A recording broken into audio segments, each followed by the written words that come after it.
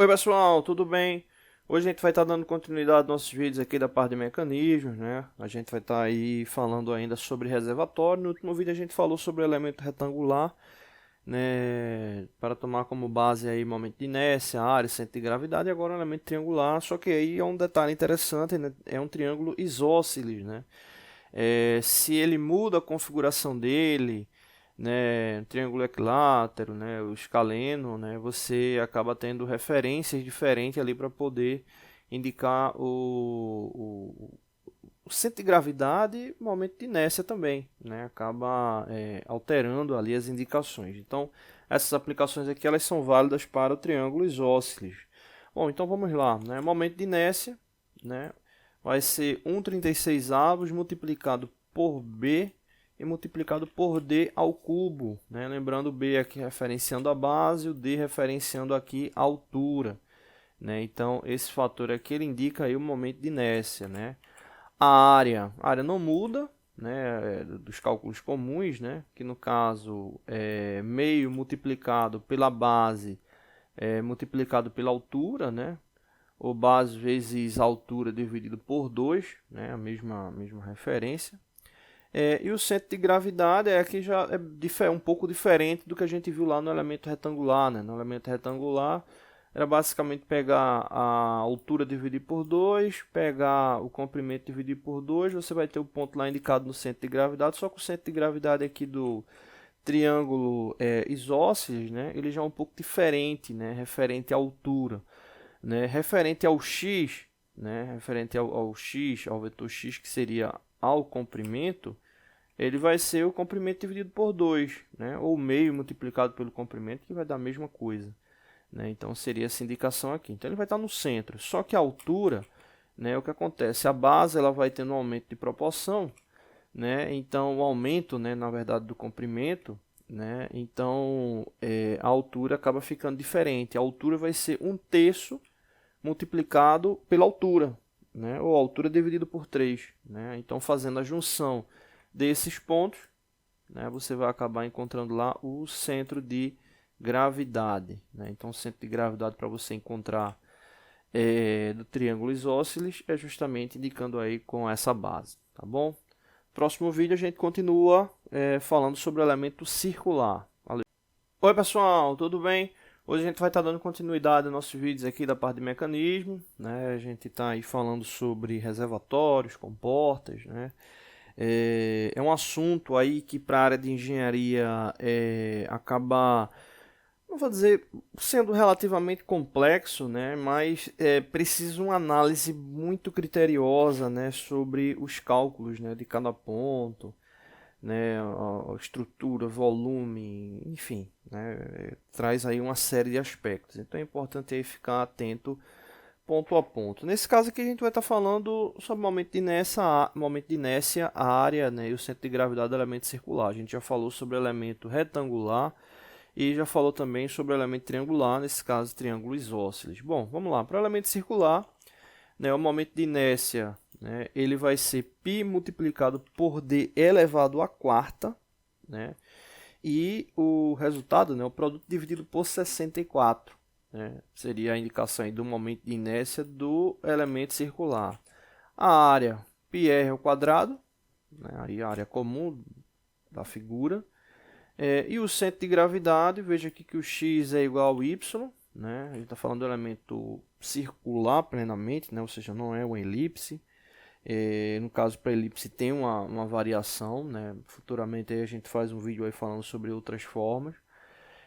E aí no caso, x igual a y, para saber o centro de gravidade, obviamente, é só pegar o diâmetro e dividir por 2, né?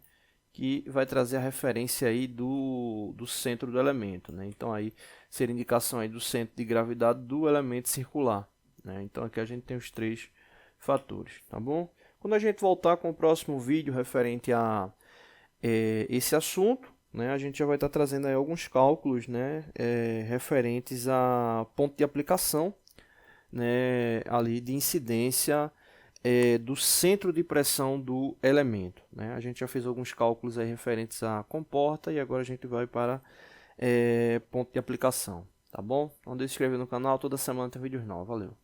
Oi pessoal, tudo bem? Hoje a gente vai estar dando continuidade aos nossos vídeos aqui da parte de hidráulica, né? A gente está aí fazendo uma sequência aí de vídeos aí sobre análise de um sistema hidráulico com bomba de deslocamento positivo. No último vídeo a gente falou, né, sobre conceitos iniciais, né? E a gente vai continuar, a gente vai fazer uma série bem completa, né? Vamos assim falar, né? Bom, outra variável que os circuitos, né, hidráulicos possuem são justamente os periféricos, né? Eu me lembro de um professor que ele comentava um detalhe bem interessante, né? Se a gente quisesse ter um circuito hidráulico tendendo à perfeição, né, seria justamente o fluido saindo da bomba, né? Naquele exato momento, né? E é um princípio relativamente forte, né? Vamos assim chamar. Só que de fato tem sua pertinência, né?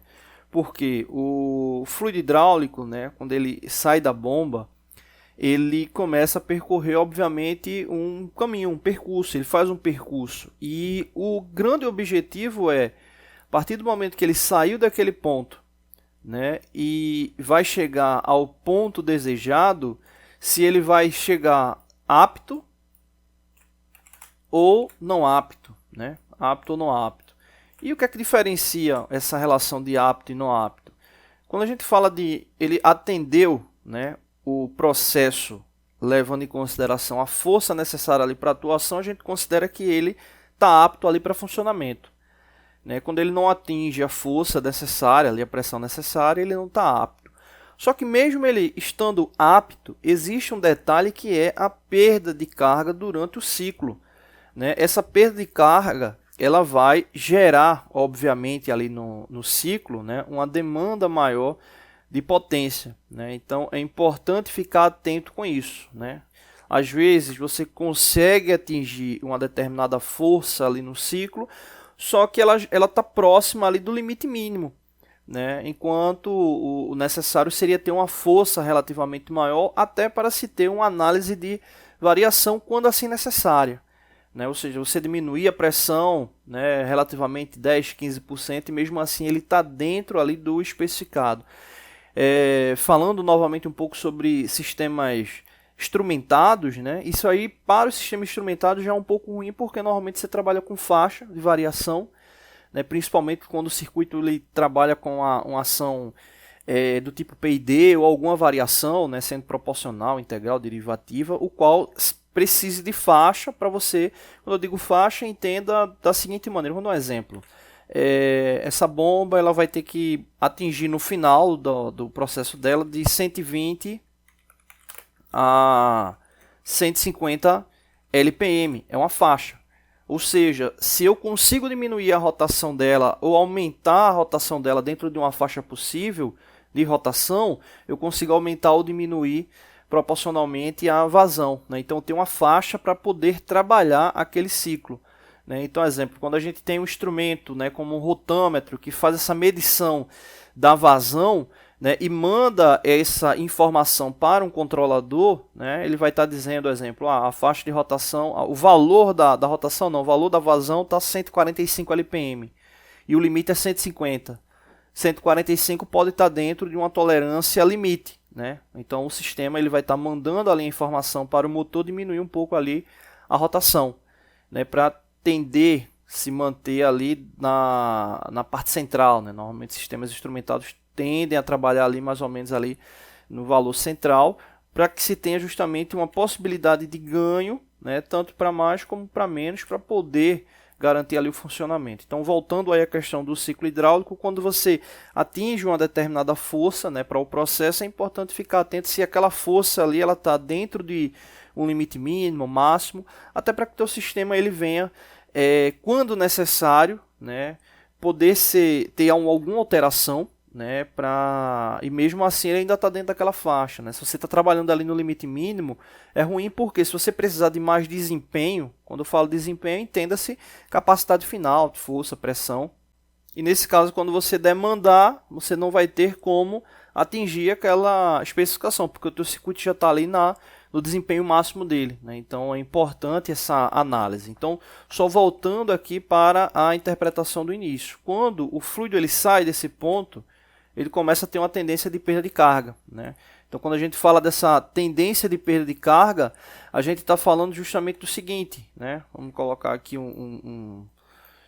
Pronto, aqui vai ficar melhor, né? Se você tem, né, uma tubulação, supondo a tubulação, faz uma análise de pressão nesse ponto aqui inicial, vamos chamar aqui de ponto 1, faz uma análise no ponto 2, né, o qual a pressão ela veio nesse sentido, aqui a vazão, você acaba tendo uma tendência de perda de carga, né? Ou seja, o fluido acaba perdendo pressão ali por causa das intempéries do ciclo. Essas intempéries do ciclo está ligado a atrito, temperatura, né, dependendo também da condição do fluido, pode ser que tenha já um certo nível de contaminação, né, fazendo com que ele venha a perder efeito hidráulico, né, e sem contar o próprio ciclo, né, de periféricos que você tem ali na tubulação, né, conexões, elementos de medição, válvulas, né, então tudo isso aí faz com que o ciclo ele venha a tender a perder ali pressão durante o processo. Tem aqui a famosa perda de carga.